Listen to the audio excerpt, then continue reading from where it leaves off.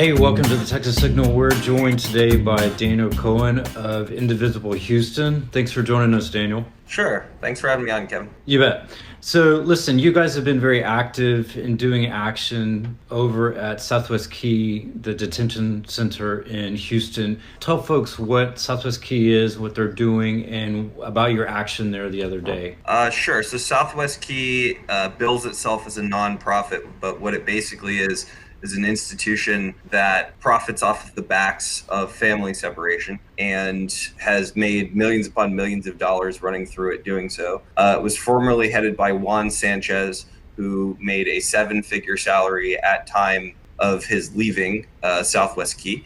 And he had to leave Southwest Key because they had run into some scandals regarding abuse of immigrants and things like that. So he got out the door essentially once that started spreading to say, like, I'm no longer the person in charge. It wasn't that he necessarily fell on his sword specifically over the use scandal, but it was sort of a clean break that he made when he left. They have multiple centers in Houston. They have centers across the United States, but they have multiple centers in Houston. The one that's gone in most recently is at the corner of Emancipation and Prairie, down the street from Compass Stadium and Minute Maid Park. It was a center that a lot of activists in the city were fighting from ever opening. And in fact, the only way that we knew that kids were even moved into the center was because a local activist saw kids in the yard in the parking lot at Southwest Key, who at first seemed a little bit skeptical, but later on indeed confirmed that there were kids who had moved into Southwest Key. And so your goal in going there the other day was what? A few things. I mean, it's worth noting that a diverse coalition of groups has gone down there at different occasions to draw attention to the issue. We've been down there several times. Sometimes we go down there as organizers. Sometimes we go down there just to support actions that are happening. And you can see that there's a very broad range of different groups and different people who have been down there. But we want to draw attention to it because we want people to get engaged and we want people to, A, call for their elected officials to go and bear witness to what's going on, B, take all steps that they can to actually close Southwest Key and keep more from forming, and C, to stand up against the Trump agenda, against the Abbott-Patrick agenda, and against the agenda of anybody who wants to expand the deportation machine, including representatives like Rick Scott in Florida or Henry Cuellar outside of San Antonio. I was just going to ask you about what role the state of Texas could have in either closing them or making, there's a crisis, we all know, in Texas with these detention centers. What role does the state have to help better manage this and not make it so horrific? There's a lot of things that they can do. They can call for inspections of these facilities. The state legislature can do that. Carol Alvarado has discussed that in the past. And any legislators as well can also divest themselves of anybody who has anything to do with Southwest Key or any of the vendors who are working with centers like Southwest Key, as can the state of Texas. But to back up a bit, we know that the state has exacerbated this situation to begin with, because SB 4 is one of the most anti-immigrant pieces of legislation in the history of the United States at the state level, or at least in modern history of the United States.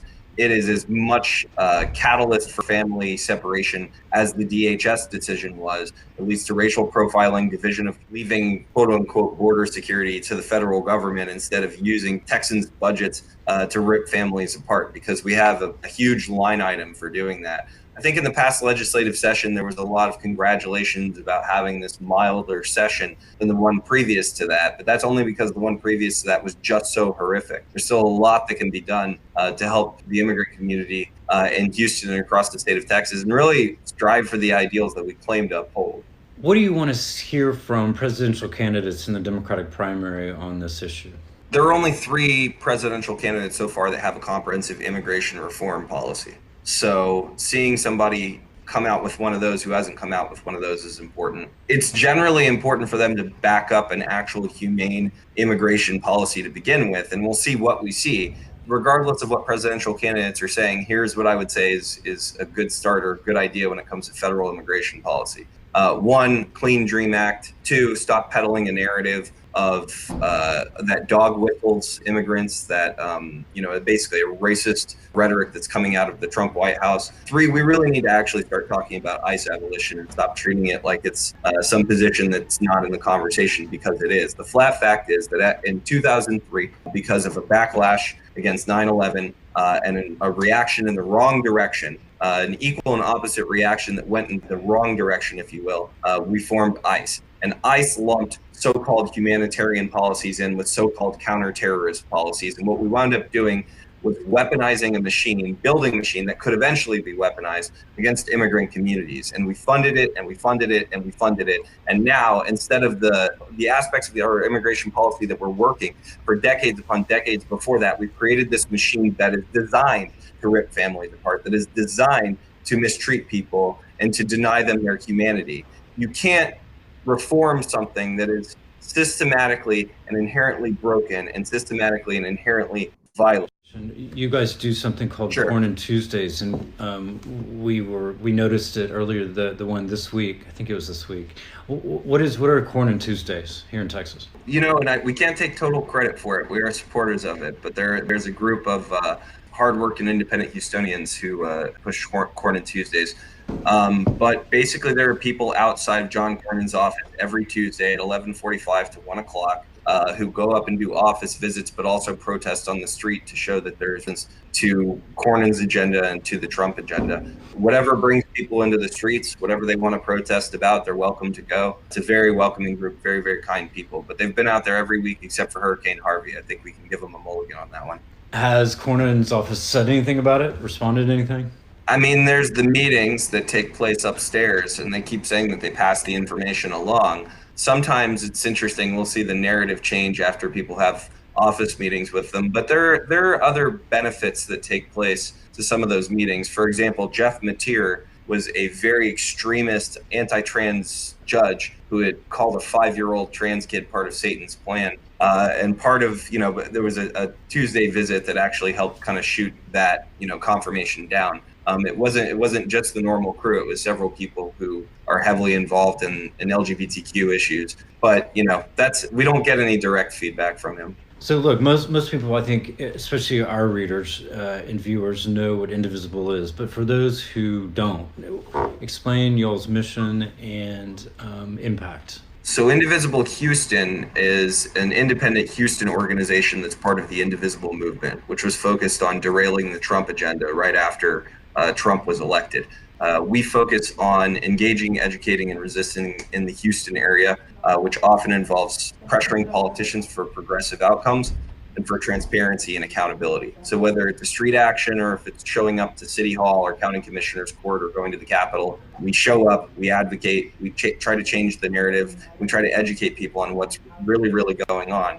Given that a lot of people are watching the election right now, and a lot of the people who are opposed to the Trump agenda are using electoral means, it's worth mentioning that you can't sell purple ideas to try to get blue ideas into place. You need to be selling progressive ideals and explaining to people why these values are important and why this is where the country needs to be going. We see concentration camps around the country right now. We see families being ripped apart. And we need to acknowledge that the camps are what we have been, but they're not what we have to be. So our job, we feel, is to popularize those ideas because they should be popular, because they're the right idea, because they're the ideals that the nation is striving for. Cool. Thanks, Daniel. Anything else you want to add? If you'd like to learn more about us, please check us out. We're on Facebook, Twitter, Instagram. You can join our email newsletter. You can check all this out at indivisiblehouston.org. That's indivisible, like one nation, indivisible, Houston.org.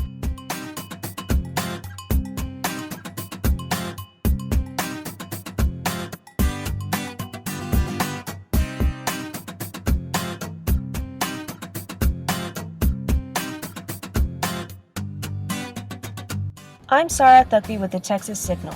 I spoke to Philippa Wood and Nate Levin of the Texas Democratic Party about their training academy. Here is that conversation.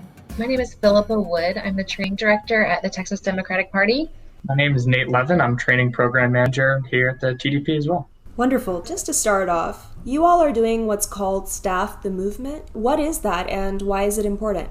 We're so excited for Staff the Movement. Staff the Movement is a 4-month-long online and in-person academy that we're running to train people to run state house campaigns here in Texas. And the idea was in 2018, we had so many amazing candidates all the way up and down the ballot for, races big and small. And we've never seen the number of candidates that we had in 2018. The challenge was staffing all those campaigns. And we knew that in 2020, there'd be even more campaigns than there was in 2018. And we wanted to make sure that we were preparing as many Texans as we could to stay here in Texas and run campaigns that we needed. Oftentimes, people would come in from out of state, or Texans who wanted to get involved in politics would go to other states that were maybe more exciting, like Iowa and New Hampshire. And we wanted to cultivate talent here in Texas and also make sure that they were able to stay here and run meaningful campaigns here as well. We've got a diverse field of folks from across the state, different backgrounds, experiences in politics and elsewhere, who are getting a variety of trainings, as Philippa said, to prepare them to be able to run campaigns, with the idea being for State House. So we've been focusing on a variety of topics that we're hoping prepare folks to be able to run winning campaigns in 2020 and beyond, and be able to be effective staffers at whatever level they get involved in. The program runs from June all the way to September, and the goal is that they'll graduate in September and roll straight onto a campaign for 2020. And you mentioned that there were topics that you guys were training program. What are those topics? Also, how large is the program? How many people do you have staffed in this program at the moment? Yeah, absolutely. So we have about 55 folks from across the state who are participating. And the way the curriculum is set up is it's a mix of online coursework, webinars, and in-person training weekend, of which we have the second in-person training weekend coming up this weekend, which we're super excited for, and we'll tell you a little bit about what we have in store for that. Some of the topics that we're covering throughout include field organizing, talking about things like canvassing and phone banking, growing your volunteer team. This week we're doing some communications and press training work, as well as voter registration.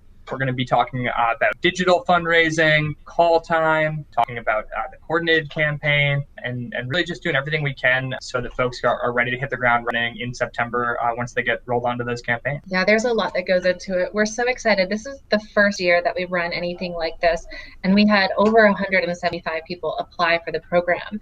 We wanted to keep it pretty small so that we could pilot this and see what works and what didn't work and run as robust a program as we could. So we accepted 55 of the 175 applicants, and they're from all over the state. They're all different ages. They come from all different backgrounds, education levels. Some of them are experienced in politics. Some of them, this is an entry point for them to get involved for the first time. So we're really excited to see where our participants go after they graduate in September. Also, people have been leaving Texas to work on campaigns that are outside of the state. But with Texas's recent status of truly being a battleground state, do you think that more homegrown talent will be staying here in the state to work on state and local campaigns? And are you seeing that yet? That is the goal. I think one of the challenges is that institutionally, we don't have the structure to develop talent the way that other states have. And this is our first step to try and overcome that, right? We want people to be able to come in with limited experience and get the expertise and the skills that they need to run campaigns here in Texas. There's a lot of great, national level organizations that travel around the country and train people and place them, but they place them all different places, and they can't guarantee that you can stay in one place. They're going to put you on a campaign somewhere, but you don't really get that much say as to where that is. So our goal is to create institutions that help Texans get the skills they need, get the experience they need, and have what they can do, what they need to do to successfully run these campaigns, staff these campaigns, manage these campaigns, and hopefully run themselves one day if that's something that they're interested in. Yeah, I think a real exciting benefit that we've seen has been working with folks from across the state who are able to share their excitement that's developing in their communities and has been growing cycle over cycle and gotten to this point where now we can actually turn Texas blue, and the excitement that these folks have to mobilize their communities is really empowering for us and has sort of been a key idea that we're hoping to provide skills to, as Philip was saying, run a successful campaign and actually have folks mobilize their own communities in a way that that is going to be most effective. So you guys mentioned that, out of 175 applicants, you've accepted 55. If somebody's interested in getting involved with this program, how can they do so? So the idea of this academy is that it is 4 months, and you have to start at the beginning and you run through all of the weekends and then you graduate. And so the graduates will have been people that have been through this entire cycle. This first iteration of it is our pilot, and it's something that we really hope that we'll be able to do every year. So I guess the question would be, stay tuned for Staff the Movement 2, which hopefully will be rolling out early next year. I do just want to plug as an option for folks who are a little bit more eager to get involved right away, the really quite expansive and impressive training platform that I think the TDP provides, which is the foundation for much of the online coursework that we're doing. It is online, free, and accessible to everybody. If you go to the Texas Democrats training page on the website, you can get involved in a ton of different courses, many of which our folks are doing right now. And I think that's a great way to develop individual skills, or you can do a comprehensive course load and really get a great training from that as well. Yeah, that's txdem.co/training is a short code to get to our training homepage. Another way that you could get involved right now, especially if you want to grow excitement or build a community of Democrats where you live, is to become a volunteer trainer. And I'm actually in the process of updating our volunteer trainer website. That is txdem.co/TOT, which stands for Training of Trainers. And the idea is you watch a video of a training that I do with our Deputy Director, Cliff Walker, and we go through how to recruit and then train new volunteers in your communities. Say you have 1 or 2 cycles under your belt, and this year you want to be more than just an activist in your community, although there's no just about activists. They're the hardest working people, but you want to do a little bit more. You can watch this video, sign up as a volunteer trainer, and have the tools and materials and support that you need to run trainings in your own community to onboard and maintain a relationship with volunteers throughout this cycle. I think we're just really excited about the amount of interest that we've gotten in this, not just from the people who have applied, but the support that we've received from around the state and even around the nation, for experts coming in, to elected officials coming to talk to our participants. It's been really exciting to see.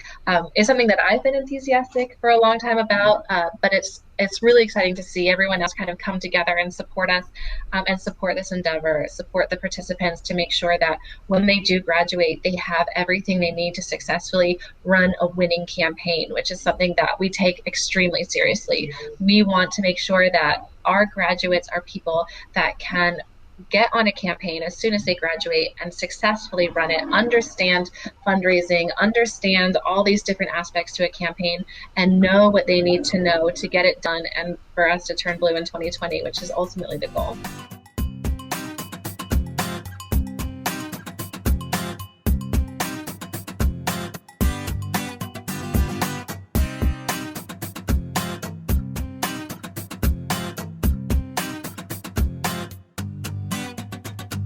We sat down with Texas Attorney Justin Nelson, who was in the courtroom in New Orleans during the Obama hearing. You may remember Justin ran against Ken Paxton last year for Attorney General. We spoke to him earlier this week in our Houston studio. Justin, welcome. Hi. So you were at the Fifth Circuit Court of Appeals yesterday in New Orleans. I was. Around the oral argument around the Affordable Care Act, which infamously, Ken Paxton has led the charge on for the country. Talk about what was discussed there in the court and, from a policy perspective and in the mood in the room. Well, first of all, I think you're right that Ken Paxton filed. He picked the judge. And remember, this originally was used as a distraction from his own indictment where he's charged for securities fraud. And then other states have joined in, and now some states have opposed Texas. And what I would have done as Attorney General would have been to withdraw Texas from this lawsuit, because I think scholars from across the board, whatever your political stripes, conservative, liberal, moderate, independent, really think that on the merits, this lawsuit really doesn't have any legs. Now, the mood in the room was different. There is a conservative panel. One judge was appointed by George W. Bush, the other by Donald Trump. And the third judge was appointed by President Carter. Old school. And that third judge, Judge King, didn't say anything. So the questioning was completely dominated, 100%, by the two judges, one appointed by George W. Bush, one appointed by Donald Trump. The questions were very skeptical towards the future of the Affordable Care Act. Now, this lawsuit, remember what happened. Let's just set the scene, which is that it's based upon the fact that the mandate penalty went to zero in 2017. Congress in 2017, you might recall the famous thumbs down by John McCain, who refused to overturn the other provisions of the Affordable Care Act.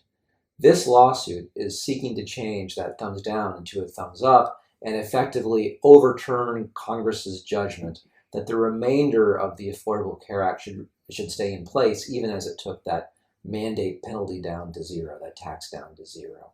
And the questions, and the reason for that was because John Roberts' opinion for the court was based upon the taxation power. So their argument is that, well, see, there's no more tax left, and so therefore the entire rationale for upholding the Affordable Care Act was this taxation rationale, and so therefore the entire Affordable Care Act falls apart. Even if the mandate goes away, that still really leaves unaddressed this issue, what's called severability. And in severability under the law, it's whether does the entire act fall if one part is unconstitutional. And here, we know the answer. In some cases, we have to guess, right? Because Congress doesn't know, doesn't anticipate whether it's going to be, one part is going to be unconstitutional or not. Here, in 2017, Congress specifically chose to keep the rest of the act, even as it took that mandate penalty down to zero. And that's why this lawsuit really is a gotcha lawsuit. The mood in the room, frankly, was, I don't know, as a surprise, but it was one where it was clear from the questioning that at least two of the judges were quite skeptical towards the future of the Affordable Care Act, and that should concern everybody. Well, let me just ask, so the next step, let's game out a little bit. Yeah. Where do we expect it to go next? The next step is the Supreme Court, almost certainly. There was some hope before the argument that the Fifth Circuit would sustain the constitutionality of the act, and the Supreme Court just wouldn't have to touch it. I think that was a long shot anyway, that the Supreme Court wouldn't want to get involved. But now, I think clearly, if the Fifth Circuit is striking down as unconstitutional a piece of legislation that affects 20% of the economy, the Supreme Court's going to get involved. So it's going to go to the Supreme Court next. 30,000 foot view in terms of the real world impact of this whole thing, right? Let's talk about Texas and Texans, even though this applies to the whole country. But we particularly have a big problem with our healthcare system in this state. Highest uninsured in the nation. Maternal mortality, poor health outcomes generally, given the amount of money we put into the system. If the ACA is found to be unconstitutional, is broken up, does go away, what kind of impact are we looking at? Well, if the Affordable Care Act goes away, it's tremendously devastating for the state of Texas. And the first impact, obviously, is on the protections for pre-existing conditions. And this lawsuit seeks to get rid of those protections for pre-existing conditions. And it's not just cancer, it's if you're pregnant or if your baby gets sick or has a genetic defect that, makes them more predisposed towards getting cancer later on in life. And these are what the entire American people have relied upon. All of us have relied upon now for almost a decade to protect us for pre-existing conditions. That all goes away. And what is so frustrating about this is that this is our Texas taxpayer dollars who are paying for this lawsuit. And it is really just a shame. And so it's up to all of us really to just stand up and make sure that we are a real voice for protecting pre-existing conditions. As you know, in my campaign for Attorney General, I said one of the first things I would do is withdraw Texas from this lawsuit because I thought it was a really just bogus lawsuit. And that most importantly, we shouldn't be spending Texas taxpayer dollars to take away health care. People deserve access to quality health care, not taking it away, which is what this lawsuit seeks to do. Well, and we wrote in our story yesterday that Ken Paxton had his day in court yesterday. He wasn't physically there, but it was basically his day in court. Can I just say this? Yeah. He wasn't there. He wasn't at I was at both. I was at the district court hearing in Fort Worth. I was in New Orleans yesterday for the Fifth Circuit argument because this issue is important.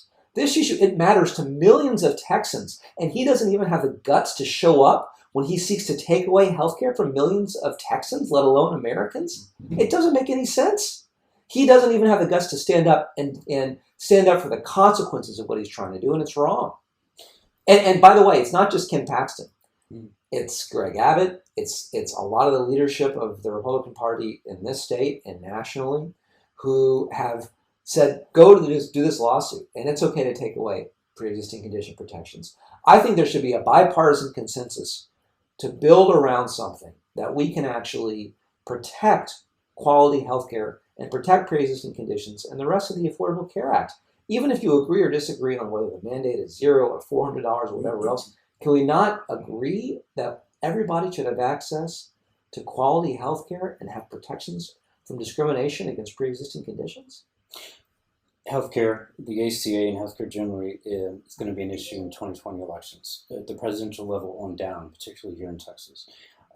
It's already an issue in the Senate race here. Yeah. Among Democrats challenging John Cornyn.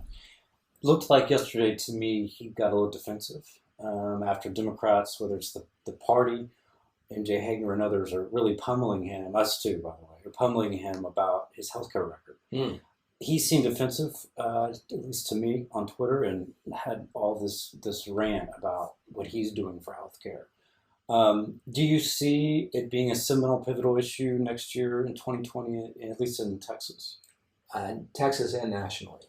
I think that it's likely, it's not a certainty, but it's likely, more likely than not, that this issue will go to the Supreme Court before the 2020 elections. And any chaos that happens, if protections for pre-existing conditions go away, the face of that is indicted Ken Paxton nationally and Donald Trump and the people who have voted. Remember, this whole argument that they're making is based upon a vote of John Cornyn and others to take the mandate down to 0. And so I think that we'll definitely have the argument that you suffer the consequences of votes and that there's accountability to the people. You saw it in my election. I finished only 3.5 points behind in the statewide race, the closest for a statewide office now, not including Senate, but the closest statewide office in a generation, really.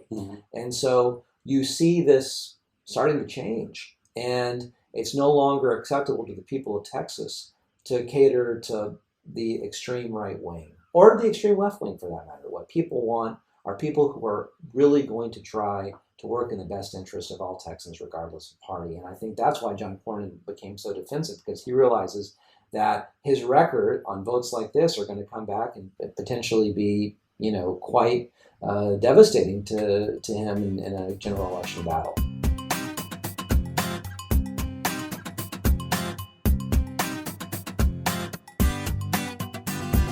Thank you for listening to the Texas Signal. The podcast was edited by Sarah Thukby and produced by Kevin Nix. To find out more about who we are and what we do, please visit our website at thetexassignal.com.